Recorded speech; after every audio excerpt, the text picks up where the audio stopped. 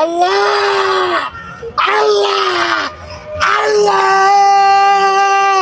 তোমার কাছে করজোড়ে মিনতি, এই ভাউলদের থেকে বিএনপি তথা আমাদের জনগণকে হেফাজত করো। আয় আল্লাহ, খালেদা জিয়াকে দীর্ঘায়ু দান করো। এই খালেদা জিয়ার অসুস্থ, এই কারণে তারেক রহমানকে বীরের বেশে বাংলাদেশে এনে দাও। আমি কি বিএনপি থেকে এখনো পদত্যাগ করছি না? পদত্যাগ করি নাই, আমি এখনো তো আছি।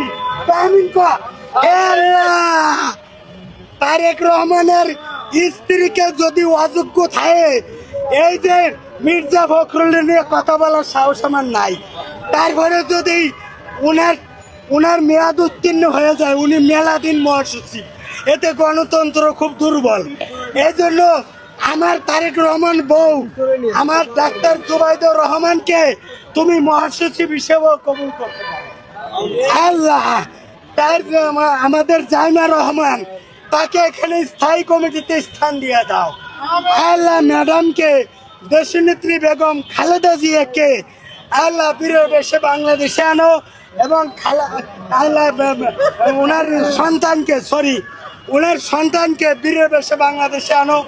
আয় আল্লাহ, খালেদা জিয়া আজ মরলো, একদিন না একদিন দুনিয়া ছেড়ে কেউ থাকবে না। ফেরাউন যেহেতু মরে গেছে, আর আল্লাহর ওলি আল্লামা শফিও গেছে, আমিও যাব, ম্যাডামও যাবে, কিন্তু ম্যাডামের দয়া করে আল্লাহ ম্যাডামের হায়াতটাই একটু বরকত দিয়া আরো 1-1.5 যুগ বাড়াই দিলে তোমার কিছু আসা যায় না।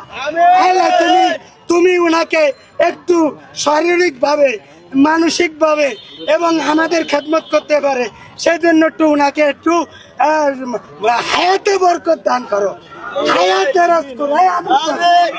আল্লাহুম্মা আমিন। আয় আল্লাহ, এই যে আবুল ফাউল যে বাউল টাউল আছে, এদের থেকে আমাদের তৌহিদি জনতা থেকে হেফাজত করো। হে আল্লাহ, আল্লাহ আল্লাহ আল্লাহ হে আল্লাহ, তুমি এই কেউ বাঁচতে পারবে না। একবার প্রশ্ন করে ফেরাউন মরছে, এই আল্লামা শফিও মরছে, আমাদের নবী, প্রিয় নবী, কোন নবী তো নাই, আছে শেষ নবী চলে গেছে না, তো নবীও তো দুনিয়াতে থাকে না। আরে ভাই, আপনি আমার মোনাজাত করতেছেন রে আল্লাহ, হে আল্লাহ আল্লাহ আল্লাহ।